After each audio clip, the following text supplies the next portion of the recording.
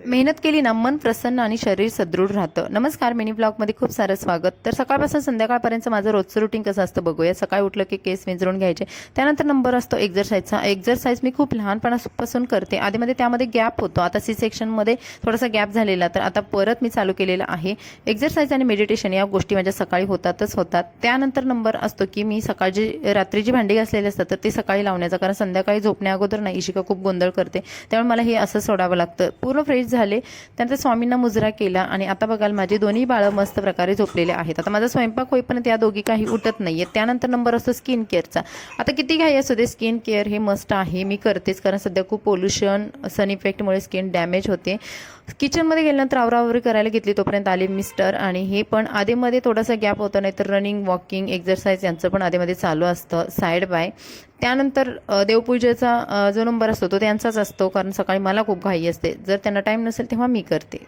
त्यानंतर स्वयंपाक बनवायचा असतो, ज्यामध्ये मी नाश्त्याला वेगवेगळे पदार्थ करते, कधी टाईम नसेल तर मग चपाती भाजीच असते। तर आज आलूचे पराठे बनवले होते। सकाळी जास्त लवकर उठलं ना तर या डबल करणाऱ्या गोष्टींसाठी टाईम भेटतो।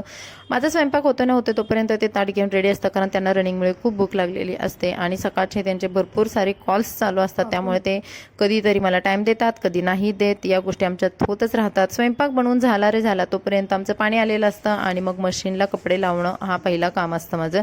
आता सर्वच कपडे मशीनला निघतात असं नाही, काही कपड्यांना आपल्याला ना ब्रश वगैरे फिरवून घ्यावा लागतो। त्यानंतर उठते शनाया आणि शनायाचा एक्झरसाईज चालू असतो। आता शनाया पहिली आधीमध्ये एक्झरसाईज करायची, पण आता तिनं खूप छान प्रकारे स्वतःला डेव्हलप केलं की ती डेलीच्या डेली एक्झरसाईज करते, मेडिटेशनसुद्धा करते। त्यानंतर यांना बायशाय करून ना माझ्या पुढच्या कामांना सुरुवात होते। शनायाला नाश्ता देणं, आता कधी कधी ना शनायाचा आवडता नाश्ता नसेल ना तर तिची खूप किरकिर चालू असते, पण मी तिला ते खायलाच लावते, कारण आजकालच्या मुलांना ना जेवणामध्ये खूप वेगवेगळे पदार्थ हवे असतात आणि चटपटीत हवे असतात, ते जे की मी जास्त बनवत नाही।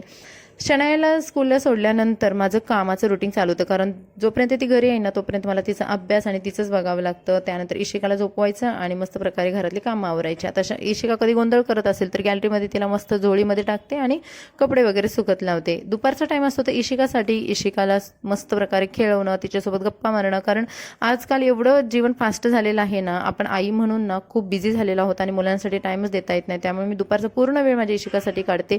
त्यानंतर ज्या काही छोट्या मोठ्या घरामध्ये वस्तू असतात तर ते साफ करणं, व्यवस्थित ठेवणं। आज शनायासाठी असा टिफिन वगैरे बनवून ठेवला होता बघा। त्यानंतर शनाया आली स्कूलमधून आल्यानंतर ही आमचं रात्रीचं जेवण आहे आणि आज तिचे पप्पा लेट येणार होते, त्यामुळे आम्ही दोघींनी मस्त जेवण करून घेतलं आणि हे बनवलेलं आहे आम्ही शनायासाठी पॉपेट। हा होता आजचा ब्लॉग, कसा वाटला? Bye bye.